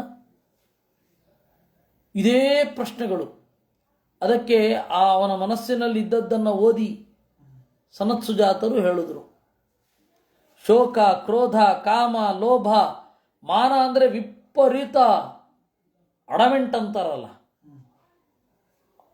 ಆ ತರಹದ ಗರ್ವ, ಪರಾಸುತ, ಬೇರೊಬ್ಬರನ್ನ ಹಿಂಡಿ ನಾನು ಬದುಕಬೇಕು ಅಂತ ಅಂದುಕೊಳ್ಳೋದು, ಈರ್ಷ್ಯ, ಮೋಹ, ಬೇರೊಬ್ಬನ ಲೂಪ ಹೋಲನ್ನು ತಿಳಿದುಕೊಳ್ಳಲಿಕ್ಕೆ ಪರಮ ಆಸಕ್ತಿ, ವಿವಿತ್ಸ, ವೇತ್ತುಮಿಚ್ಛ ಅಥವಾ ಎಲ್ಲವನ್ನ ಪಡೆಯುವ ಬಯಕೆ. ಕೃಪಾ, ಅಸೂಯ, ತಪ್ಪು ಮಾಡಿದವರ ಮೇಲೆ ಕೃಪೆ, ಅಸೂಯೆ, ಜುಗುಪ್ಸುತ, ಎಲ್ಲರಿಗಿಂತ ನಾನು ಮಿಗಿಲು ಅಂತನ್ನುವ ಭಾವನೆ. ಈ 12 ದೋಷಗಳು ಮನುಷ್ಯನ ಪ್ರಾಣವನ್ನು ತೆಗೆದು ಬಿಡುತ್ತದೆ. ಏಕೈಕಮೇತೆ ರಾಜೇಂದ್ರ ಮನುಷ್ಯಾನ್ ಪರ್ಯುಪಾತತೆ. ಕೆಲವೊಮ್ಮೆ ಒಂದೊಂದಾಗಿ ಬರುತ್ತೆ, ಕೆಲವೊಮ್ಮೆ ಎಲ್ಲ ಒಟ್ಟಿಗೆ ಬರುತ್ತೆ. ಯೈರಾವಿಷ್ಟೋ ನರಪಾಪಂ ಮೂಢ ಸಂಜ್ಞೋ ವ್ಯವಸ್ಯತಿ ಸ್ಪೃಹಯಾಲು ರುಗ್ರಪ್ಪರುಚೋವಾವಧಾನ್ಯ ಕ್ರೋಧಂ ಬಿಭ್ರನ್ಮನತಾ ವೈವಿಕಥಿ. ಇದು ಪ್ರವೇಶ ಆದರೆ ಅವನು ಮೋಹಕ್ಕೆ ಒಳಗಾಗ್ತಾನೆ. ಕೋಪ ಇರುತ್ತೆ, ಬಡಾಯಿ ಕೊಚ್ಚಿಕೊಳ್ತಾನೆ. ನೃಚಂ ಸಧರ್ಮ ಷಡಿಮೇ ಜನಾವೈ ಪ್ರಾಪ್ಯಾಪ್ಯರ್ಥಂ ನೋತ ಸಭಾಜಯಂತೆ ಸಂಭೋಗ ಸಂವಿದ್ವಿಷಮೋತಿಮಾನಿ ದತ್ವಾ ವಿಕಥಿ ಕೃಪಣೋ ದುರ್ಬಲಶ್ಚ. ಈ ತರಹದ ದೋಷಗಳಿದ್ರೆ ನೃಶಂಸ ಧರ್ಮ ಷಡಿಮೇ ಜನಾವೈ, ಈ ಇನ್ನೂ 6 ಜನ ಅತ್ಯಂತ ಕ್ರೂರರು. ಒಂದು, ಪ್ರಾಪ್ಯಾಪ್ಯರ್ಥಂ ನೋತ ಸಭಾಜಯಂತೆ, ಸಂಪತ್ತನ್ನ ಪ್ರಯೋಜನವನ್ನು ಹೊಂದಿಯೂ ಕೂಡ ಗೌರವಿಸದೇ ಇರೋದು. ನಿಮಗೊಂದು ಸಂಗತಿಯನ್ನು ಹೇಳಬೇಕು, ಈ ಎಲ್ಲ ಸೋಕಾಲ್ಡ್ ಬುದ್ಧಿಜೀವಿಗಳು ಅವರು ಇವರು ಎಲ್ಲ ಮಠಗಳಿಂದ ಬಹಳ ಪ್ರಯೋಜನವನ್ನು ಹೊಂದಿದವರೇ ದ್ವೇಷ ಮಾಡ್ತಾರೆ. ನಿಮಗಿನ್ನೂ ಒಂದು ತಮಾಷೆ ಹೇಳ್ತೇನೆ. ನೀನಾಸಂ ಅವರು ಉಡುಪಿಗೆ ಬಂದಾಗ, ಅವಾಗ, ಈಗ ಇಲ್ಲ, ಅವಾಗ ನೀನಾಸಂ ಅವರು ಉಡುಪಿಗೆ ಬಂದಾಗ ಕೃಷ್ಣ ಮಠದಲ್ಲಿ ಊಟ ಮಾಡಿ ವೇದವನ್ನು ಬೈಯುವಂತಹ ನಾಟಕವನ್ನು ಪ್ರದರ್ಶನ ಮಾಡೋದು. ಈ ಥರದ ಮುಟ್ಟಾಳರು, ಕೃತಜ್ಞರು. ಅವರು ಅತ್ಯಂತ ಕ್ರೂರರು. ಯಾಕೆಂದರೆ ಅವರಿಗೆ ತಮ್ಮ ಒಳಗಡೆಯ ಚಿಂತನೆಗೆ ವಿರುದ್ಧವಾಗಿ ಸಾಗಿದವರು. ಇನ್ನೇನು ಹೇಳಬೇಕು, ಅವ್ರಿಗಿಂತ ಕ್ರೂರರುಂಟೆ. ಸಂಭೋಗ ಸಂವಿದ್ವಿಷಮಃ, ಇನ್ನು ಜೊತೆಗೆ ಉಣ್ಣುವಾಗ ನನಗೆ ಇದಕ್ಕಿಂತ ಹೆಚ್ಚಿಗೆ ಬರಬೇಕಿತ್ತು ಅಂತ ಮನಸ್ಸಿನಲ್ಲಿ ಚಿಂತನೆ ಮಾಡೋದು. ಸಂಭೋಗ ಅಂತಂದರೆ ಜೊತೆಯಾದ ಭೋಗ. ಸಂವಿದ್ವಿಷಮಃ, ಒಳಗಡೆಯಿಂದ ಕ್ರೂರವಾದ ಅಸಹನೆಯನ್ನು ಇಟ್ಕೊಂಡಿರೋದು. ಅತಿಮಾನಿ, ತನ್ನ ಬಗೆಗೆ ಓವರ್ ಆಗಿ ತಿಳ್ಕೊಂಡ್ಬಿಟ್ಟಿರೋದು. ದತ್ವಾ ವಿಕತ್ತಿ, ಕೊಟ್ಟುಬಿಟ್ಟು ಆಮೇಲೆ ಕೊಡಬಾರದಿತ್ತು, ದಾನ ಮಾಡಿಬಿಡೋದು. ಕೃಪಣಃ, ಒಂದು ಬೇಕು ಅಂತ. ದುರ್ಬಲ, ಇಷ್ಟು ಜನ. ಬಹು ಪ್ರಶಂಸಿ, ತನ್ನನ್ನು ವಿಪರೀತ ಹೊಗಳ್ಕೊಳ್ಳೋದು. ವನಿತಾದ್ವಿಟ್ ಸದೈವ, ನನ್ನ ಎಲ್ಲ ದೌರ್ಭಾಗ್ಯಗಳಿಗೆ ಒಂದು ಹೆಣ್ಣು ಕಾರಣ ಅಂತ ಯಾವಾಗಲೂ ಹೇಳ್ಕೊಳ್ತಾ ತಿರುಗೋದು. ವನಿತಾದ್ವಿಟ್, ಅತ್ಯಂತ ಸ್ತ್ರೀಯರ ದ್ವೇಷ ಮಾಡುವವನು ಕೂಡ ಕ್ರೂರಿಗಳಲ್ಲಿ ಒಬ್ಬ. ಇಷ್ಟು ಜನ ಪಾಪಶೀಲಾಹ ನೃಶಂಸಾಹ, ಅತ್ಯಂತ ಪಾಪಿಷ್ಠರು ಅಂತ ಹೇಳುತ್ತಾರೆ. ಹೀಗೆ 4. ಇನ್ನು ಮಹಾವ್ರತ ಮೊದಲಾದವುಗಳನ್ನು ಹೇಳಿ ಮುಂದೆ ಹೋಗ್ತಾರೆ. ಮತ್ತೆ ಅದನ್ನೇ ಹೇಳ್ತಾರೆ. ವನಿತಾದ್ವಿಟ್ಟು ಯಾಕೆ ಹೇಳೋದು ಅಂತಂದರೆ ದ್ರೌಪದಿಯ ಬಗ್ಗೆ ಇದ್ದ ಅಸಹನೆಯನ್ನು ಹೇಳಲಿಕ್ಕೆ. ಇದರ ಮುಂದುವರಿದ ಭಾಗವನ್ನು ಮುಂದಿನ ಭಾನುವಾರ ನೋಡೋಣ. ಮತ್ತು ಸಂಜೆ ಭಾಗವತ ಇದೆ. 6ನೇ ಸ್ಕಂಧ 1ನೇ ಅಧ್ಯಾಯ, ಅದನ್ನು ನೋಡುವ. ಕೃಷ್ಣಾರ್ಪಣಮಸ್ತು.